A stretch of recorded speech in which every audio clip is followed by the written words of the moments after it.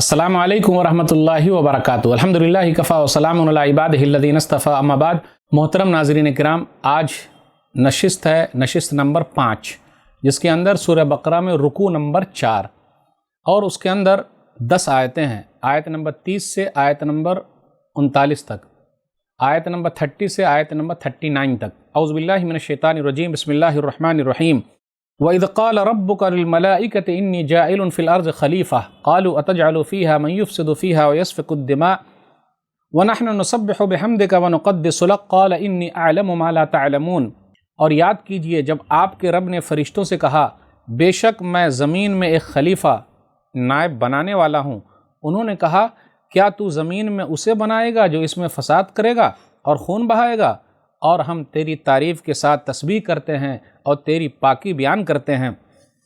اللہ نے کہا بے شک میں وہ جانتا ہوں جو تم نہیں جانتے۔ وَعَلَّمَ آدَمَ الْأَسْمَاءَ كُلَّهَا ثُمَّ عَرَضَهُمْ عَلَى الْمَلَائِكَةِ فَقَالَ أَنبِئُونِي بِأَسْمَاءِ هَؤُلَاءِ إِن كُنتُمْ صَادِقِينَ۔ اور اس کے بعد اللہ نے آدم کو علیہ السلام تمام چیزوں کے نام سکھائے، پھر انہیں فرشتوں کے سامنے پیش کیا اور کہا اگر تم سچے ہو تو ان چیزوں کے نام بتاؤ۔ قالوا سبحانک لا علم لنا الا ما علمتنا انک انت العلیم الحکیم۔ فرشتوں نے کہا تو پاک ہے، ہمیں تو صرف اسی کا علم ہے جو تو نے ہمیں سکھایا ہے، بے شک تو ہی خوب جاننے والا خوب حکمت والا ہے۔ قال یا آدم انبئهم باسمائهم فلما انبعهم باسمائهم قال الم اقل لكم انی اعلم غیب السماوات والارض واعلم ما تبدون وما کنتم تکتمون۔ تب اللہ نے کہا اے آدم آپ انہیں ان چیزوں کے نام بتا دیجئے۔ پھر جب انہوں نے ان کو ان چیزوں کے نام بتا دیے تو اللہ نے کہا میں نے تم سے کہا تھا نا کہ بے شک میں آسمان و زمین کے غیب جانتا ہوں اور وہ سب بھی جانتا ہوں جو تم ظاہر کرتے ہو اور جو کچھ تم چھپاتے ہو۔ وَإِذْ قُلْنَا لِلْمَلَائِكَةِ اسْجُدُوا لِآدَمَ فَسَجَدُوا إِلَّا إِبْلِيسَ أَبَى وَاسْتَكْبَرَ وَكَانَ مِنَ الْكَافِرِينَ۔ اور جب ہم نے فرشتوں سے کہا کہ آدم کو سجدہ کرو تو سب نے سجدہ کیا سوائے ابلیس کے، اس نے انکار کیا اور تکبر کیا اور کافروں میں سے ہو گیا۔ وَقُلْنَا يَا آدَمُ اسْكُنْ أَنْتَ وَزَوْجُكَ الْجَنَّةَ وَكُلَا مِنْهَا رَغَدًا حَيْثُ شِئْتُمَا وَلَا تَقْرَبَا هَٰذِهِ الشَّجَرَةَ فَتَكُونَا مِنَ الظَّالِمِينَ۔ اور ہم نے کہا اے آدم تو اور تیری بیوی جنت میں رہو اور اس میں سے خوب سیر ہو کر کھاؤ، مگر اس درخت کے قریب نہ جانا ورنہ تم ظالموں میں شامل ہو جاؤ گے۔ فَأَزَلَّهُمَا الشَّيْطَانُ عَنْهَا فَأَخْرَجَهُمَا مِمَّا كَانَ فِيهِ وَقُلْنَا اهْبِطُوا بَعْضُكُمْ لِبَعْضٍ عَدُوٌّ وَلَكُمْ فِي الْأَرْضِ مُسْتَقَرٌّ وَمَتَاعٌ إِلَىٰ حِينٍ۔ پھر شیطان نے ان دونوں کو اس سے پھسلا دیا اور جس عیش و آرام میں وہ تھے اس سے انہیں نکلوا دیا، اور ہم نے کہا یہاں سے اتر جاؤ، تم ایک دوسرے کے دشمن ہو اور تمہارے لیے ایک مقررہ وقت تک زمین میں ٹھہرنا اور فائدہ اٹھانا ہے۔ فَتَلَقَّىٰ آدَمُ مِن رَبِّهِ كَلِمَاتٍ فَتَابَ عَلَيْهِ إِنَّهُ هُوَ التَّوَّابُ الرَّحِيمُ۔ پھر آدم نے اپنے رب سے چند کلمات سیکھ لیے اور توبہ کی تو اللہ نے ان کی توبہ قبول کر لی، بے شک وہ بہت توبہ قبول کرنے والا نہایت مہربان ہے۔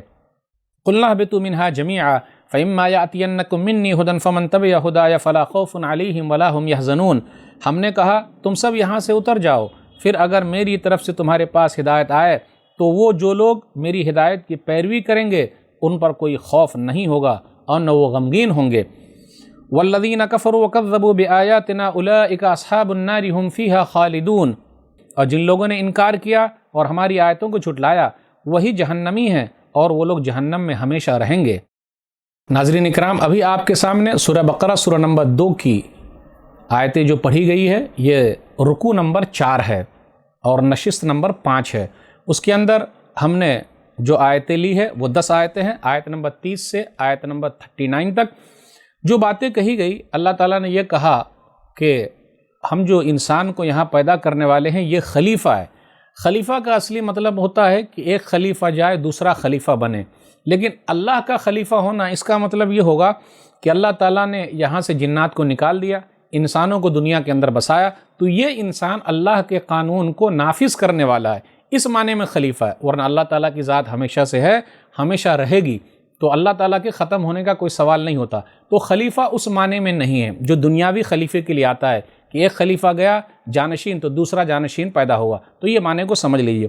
اس کے بعد آدم علیہ السلام کی فضیلت کا تذکرہ ہوا، 3 تذکرہ ہے کہ اللہ تعالیٰ نے آدم علیہ السلام کو جو مقام و مرتبہ دیا، نمبر 1 علم کا مرتبہ دیا ہے۔ اللہ تعالیٰ نے آدم علیہ السلام کو علم دیا، علم سکھایا اور فرشتوں پر ان کی برتری کر دی، اور فرشتوں سے بھی آدم علیہ الصلوۃ والسلام کا مقام و مرتبہ اونچا ہے، کس وجہ سے؟ علم کی وجہ سے۔ تو پتہ یہ چلا انسانوں کا بھی مقام و مرتبہ اونچا ہے، کیونکہ اللہ تعالیٰ نے انسانوں کو جو دے رکھا ہے کہ وہ برائی کو بھی سامنے دیکھتا ہے اور نیکیوں کو بھی دیکھتا ہے، لیکن فرشتے لوگ تو صرف نیکیاں کرتے ہیں۔ تو آدم علیہ الصلوۃ والسلام کو اللہ تعالیٰ نے فرشتوں پر برتری دی، ان کو مقام و مرتبہ عطا کیا، تو یہ علم کی وجہ سے ملا ہے۔ میرے بھائیوں، آدم علیہ الصلوۃ والسلام کو جو مقام ملا کس وجہ سے ملا؟ علم کی وجہ سے، نالج کی وجہ سے۔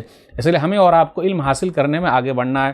دوسری فضیلت یہ ہے آدم علیہ الصلوۃ والسلام کی کہ فرشتوں نے سجدہ کیا، اور یہ سجدہ تعظیمی ہے، عزت کے لیے تھا، لیکن اسلام کے اندر نبی صلی اللہ علیہ وسلم کی لائے ہوئے دین کے اندر تعظیمی سجدہ بھی نہیں ہے، عزت کے لیے بھی نہیں ہے، ورنہ یہ ہوتا کہ بیوی جو ہے وہ شوہر کو سجدہ کرے، تو ہم اور آپ کسی کو جھک کر بھی سلام نہیں کر سکتے، جھک کر بھی سلام نہیں کر سکتے، اس کی تعظیم کے لیے جھک بھی نہیں سکتے، خیال رکھنا بہت ضروری ہے۔ تو آدم علیہ الصلوۃ والسلام کو فرشتوں نے سجدہ کیا، لیکن ابلیس نے نہیں کیا۔ اب سوال یہ پیدا ہوتا ہے کہ ابلیس تو شیطانوں میں سے ہے، جناتوں میں سے ہے، تو فرشتوں والا حکم اس کو کیوں تھا؟ تو اصل میں مسئلہ یہ ہے، ایک عربی عبارت ہے من باب تغلیب، یعنی اگر 9 لوگوں کو جو حکم ہے 10واں آدمی بھی وہاں رہے گا تو ان کو بھی وہی حکم ہوگا۔ اس سے یہ پتہ چلا کہ ابلیس نیک تھا، وہ جنت کے اندر تھا، اپنی نیکی کی وجہ سے ہو سکتا رہا ہوگا، تو رب کا یہ حکم فرشتوں کے لیے تھا، لیکن وہ حکم ابلیس کے لیے بھی تھا، تو اس کو چاہیے تھا کہ وہ مانے، لیکن اس نے کیا کیا؟ تکبر کیا، انکار کیا۔ تو سب سے پہلا وہ ہے جس نے اپنے لاجک کا استعمال کیا، وہ ابلیس ہے، تکبر کیا، غرور کیا، گھمنڈ کیا اور انکار کرنے والوں میں سے ہو گیا۔ اس کے بعد آدم علیہ الصلوۃ والسلام کی ایک تیسری فضیلت یہ ہے کہ اللہ تعالیٰ نے ان کو اور ان کی بیوی کو جنت کے اندر ٹھہرایا، تو کتنا بڑا مقام ملا ہے۔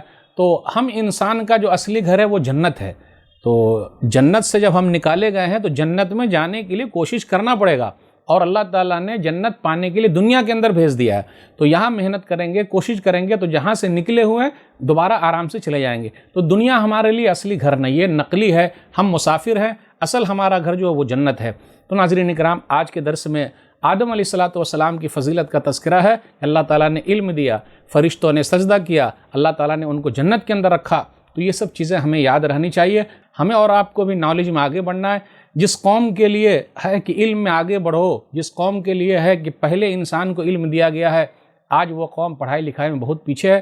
جس قوم کے لیے پہلا ہی لفظ اقرا پڑھو، آج وہ قوم پیچھے ہے۔ اللہ سے دعا ہے اللہ تعالی ہم لوگ قرآن کریم کو پڑھنے، سمجھنے، عمل کرنے اور لوگوں تک پہنچانے کی توفیق دے، آمین۔ والسلام علیکم ورحمۃ اللہ وبرکاتہ۔